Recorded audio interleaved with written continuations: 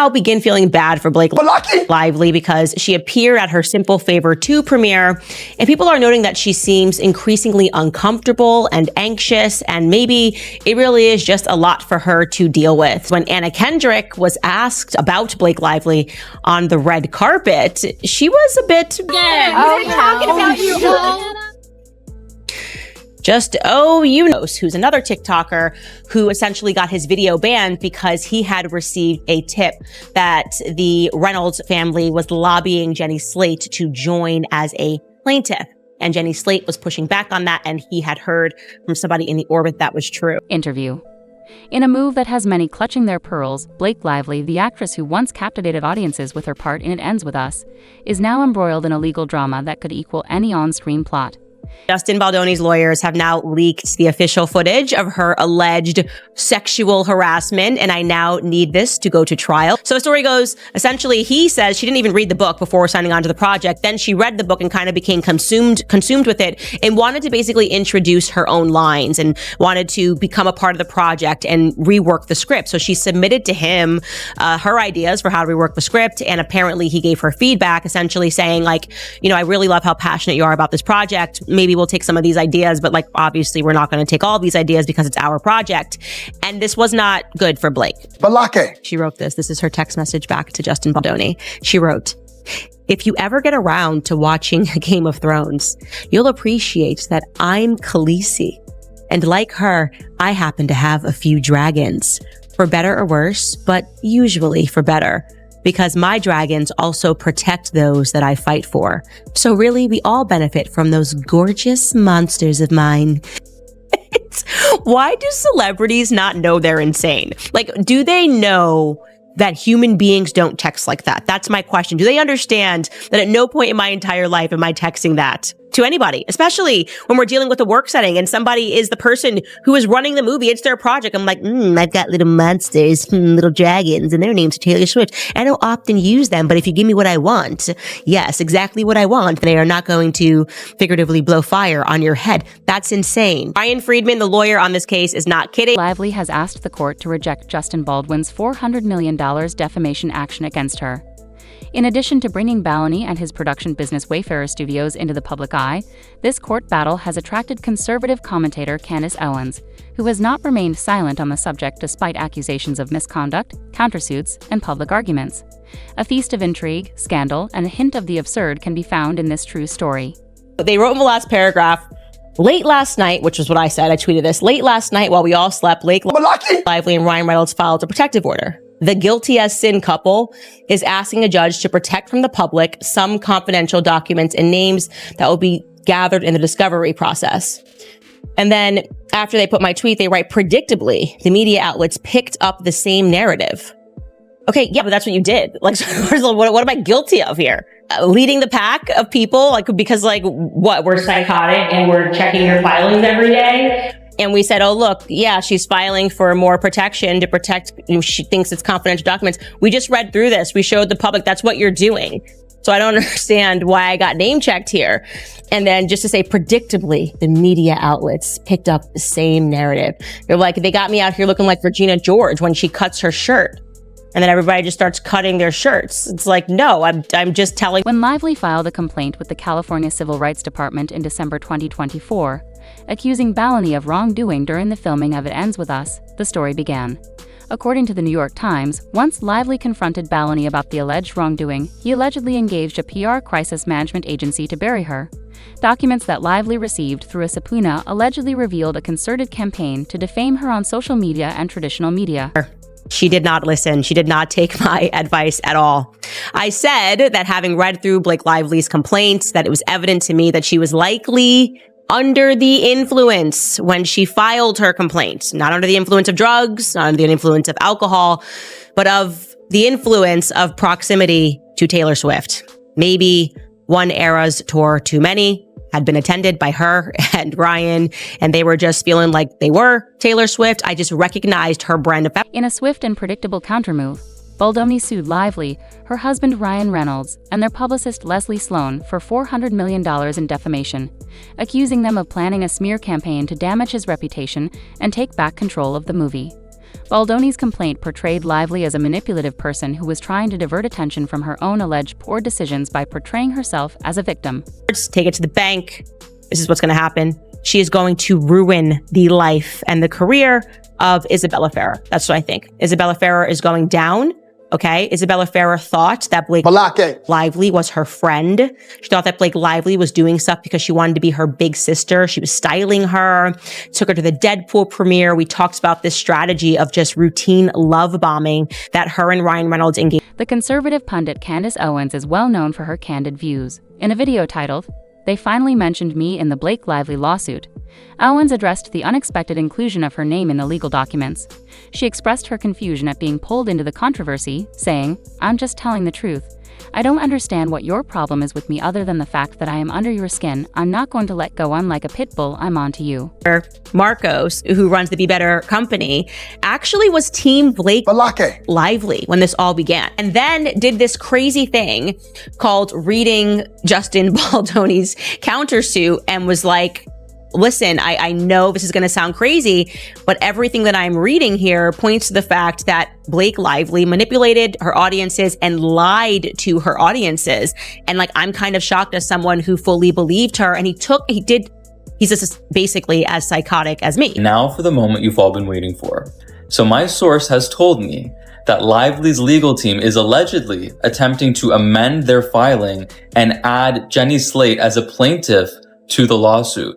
But Jenny Slate allegedly does not want to be involved in this mess at all. And if she rejects their offer to be made an actual plaintiff in the case, which seems likely, they're likely going to subpoena her anyway and just include her testimony or her as evidence because she allegedly has had some very bad experiences with Justin Baldoni in regard to harassment or being made to feel uncomfortable on set. I think at this point, Lively's team very strongly believes that if they're able to add more women officially to the lawsuit, that the claims will look more legitimate. But at this point, I don't think Jenny Slate or anyone else on the cast really wants to jump aboard. Owens became involved because of her comments regarding the Lively Me debate, in which she agreed with me in denouncing Lively's claims as part of a larger problem of false charges in the DI Me Too era. Her vocal position and sizable fan base increased the public conversation on the case, much to Lively's dismay. As part of the purported smear campaign against Lively, her legal team referenced Owens' remarks, a tactic that Owens rejected as an effort to stifle critics. What did she do with Isabella Ferrer? How did she love bomb her to the point that she's now using her? And Isabella Ferrer, let me tell you, you better lawyer up. Hi, I'm Saul Goodman. Did you know that you have rights? Quickly, because you got, okay? She didn't love you like a little sister. She was going after a movie. And then I found this clip circulating on the internet of Isabella Ferrer at the London premiere of It Ends With Us being asked about her relationship with Blake Lively. Take a listen. What was it like working with Blake? Has she given you any kind of advice? I love her. She's the best. She's given me so much advice. She has been so generous to me. She has given me clothes. She's fed me. She's let me sleep over. I mean, she's just been like a big sister that I never had. I'm an only child, so I'm like, this is so nice. Love bomb. Isabella Ferrer is 23, 24 years old. She might be 24 now, was 23 at the time of filming. And she's looking at this and she's going, this is so cool. Like, she's inviting me over for sleepovers. Why is Blake Lively inviting Isabella Ferrer over for sleepovers? You're dealing with grade A psychopaths. That's what you did. Okay. It was about Justin Baldoni, and she knew, Ryan Reynolds and her were like, we need to have someone else on set saying something happened. They're trying to now use her to try to justify their lawsuit. And I believe that this has been a wicked plan that she hatched long ago. And Isabella Ferrer is actually a victim of just a nefarious, nasty woman named Blake Lively. Those are my thoughts. Citing California's Civil Code Section 47.1, which was enacted in 2023 to protect individuals from retaliatory defamation lawsuits after reporting misconduct, Lively's attorneys filed a motion to dismiss Baldwin's lawsuit, calling it a vengeful and meritless attempt to misuse the legal system. They claimed that the lawsuit was a retaliatory tactic intended to intimidate and silence Lively after she reported misconduct. Lively's team argued that her statements were legally protected and that the lawsuit was an abuse of the legal system. As soon as Blake Lively filed her complaint, Liz Plank was out, instantly said she quit, a show of support and solidarity with Blake after everything dropped. Wakanda forever. And particularly, there was this TikToker, Steph with the Deets, who had showed that perhaps the reason that motivated her to get on the side of Blake Lively without actually looking into anything, or at least speaking to her co-host and hearing his side of things, may have been what we have discovered since, a repeat sort of Ryan Reynolds psychopathic strategy of essentially love bombing people. Ryan Reynolds, and this is Steph with the Deets again, had put her in this program, this documentary called Welcome to Wrexham. She appeared as an expert to deliver to audiences what the definition of a bromance is. Take a listen. The definition of the word bromance is just, it's a platonic relationship between two men. There's no female equivalent to the term bromance. The female equivalent is friends. However, Baldwin's legal team was unfazed. Brian Fredman, his lawyer, denounced Lively's attempt to be fired, calling it an abuse of the judicial system. Fredman called Lively's assertions fantastical and urged that proof will be provided to refute them. Additionally, he chastised Reynolds for attempting to have a parallel defamation complaint against him dismissed, claiming that the pair was attempting to avoid responsibility despite their involvement during the court processes.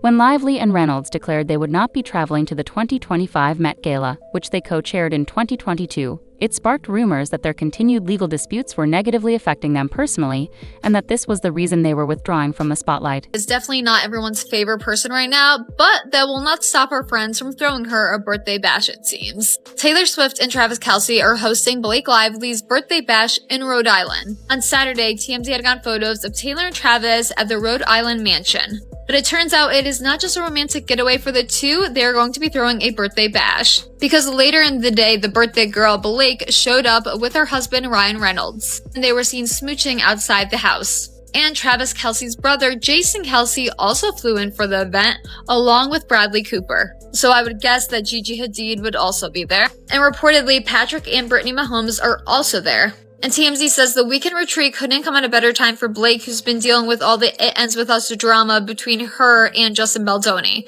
Oh, you mean the drama that Blake Lively created? Public opinion remained split. While detractors supported by voices like Owens regarded her actions as part of a troubling trend of baseless claims, fans of Lively saw her as a brave individual speaking out against wrongdoing in the entertainment industry. High-profile people and media outlets' participation made sure the case stayed in the public eye, with every development being examined and discussed on many platforms. She's amazing, so amazing person, amazing actress. I'm really good friends with Alice Callahan, Amanda Setton. Minions. I still keep in touch with the woman who played my mother, Margaret Colin. She's a really awesome lady, and I love her a lot. So, yeah, I don't know if that suffices, but yes, I do. I do keep in touch with some people. Yes. What do you think about Taylor Momsen? I love her. I don't know. She's great. What do I think about her? She's awesome. I haven't seen her in 8 years. In order to bolster his position, Ballany sued Stephanie Jones, his former publicist, alleging that she had leaked private text exchanges that led to the legal dispute. According to Lively Ballany, Jones breached client confidentially, causing serious harm to both his reputation and his career. This action further complicated the already complicated judicial system. As the court struggle continued, the entertainment industry kept a careful eye on the case, conscious that its decision may have far-reaching consequences.